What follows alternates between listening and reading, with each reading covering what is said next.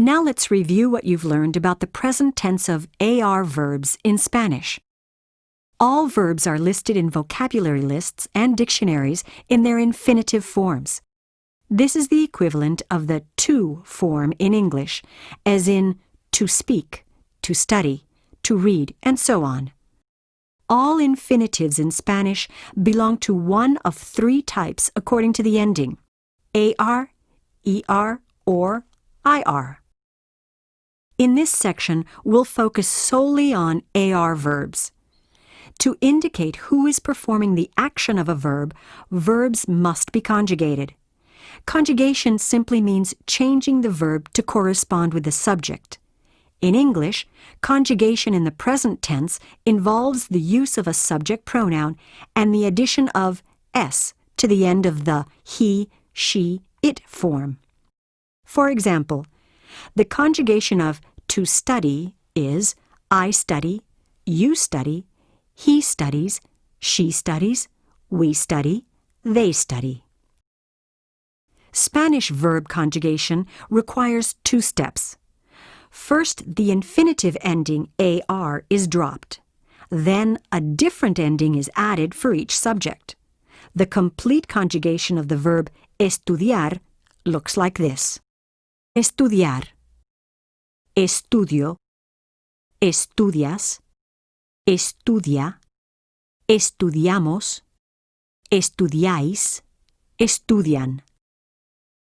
Other common AR verbs in Spanish include enseñar, to teach, escuchar, to listen, hablar, to speak, necesitar, to need, and trabajar, to work. Remember that when two verbs are used in sequence, only the first is conjugated while the second remains in the infinitive form. For example, to express I need to study in Spanish, you conjugate the verb necesitar in the yo form and follow it with the infinitive estudiar. Necesito estudiar.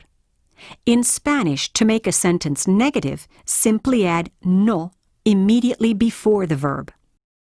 El consejero no habla español. El estudiante no trabaja. Ustedes no practican el fútbol. No necesito estudiar. Bueno, ¿deseas practicar los verbos? Do you want to practice the verbs? Let's see how well you do. I'll give you a verb and a subject, and you give the correct conjugation. Ready? Número 1. Tomar. Yo. Was your answer tomo? Excelente. Número 2. Hablar. Ella. Did you say habla? Perfecto. Número 3. Cantar. Nosotros. Did you say cantamos? Muy bien. Número 4. Pagar. Tú. Was your answer pagas? Fantástico. Número 5. Escuchar. Ellos. Did you say escuchan? Magnífico. Muy bien. Ahora practicamos con la negación. In this next exercise, we will be talking about actions that some people do but others do not do. First, you will hear and see a statement about what someone does do. This will be followed by a new subject. Use the verb from the original sentence to form a new sentence, saying that the new subject does not do the action. For example, you hear and see: Marta y Tomás estudian mucho. Nosotros. You say, nosotros no estudiamos mucho. Are you ready to try? Vamos. Here we go. Número 1.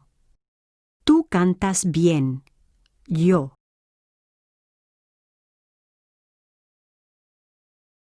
If you said, yo no canto bien, you're right. Número 2. Susana trabaja mucho. Roberto.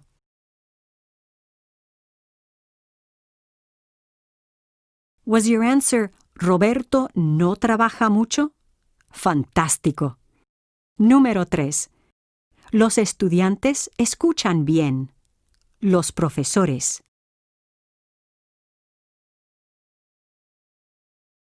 Was your answer, los profesores no escuchan bien? Excelente. Número 4. Yo hablo francés. Tú.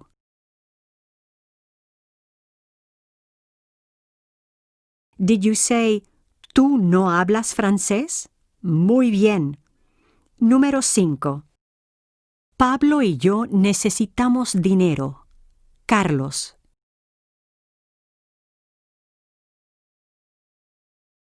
Was your answer, Carlos no necesita dinero? Perfecto. ¡Qué bueno! Los verbos en español no son difíciles, ¿verdad? Spanish verbs are not so difficult, right? Keep practicing the verb conjugations until you know the pattern well. ¿Está bien? Hasta pronto.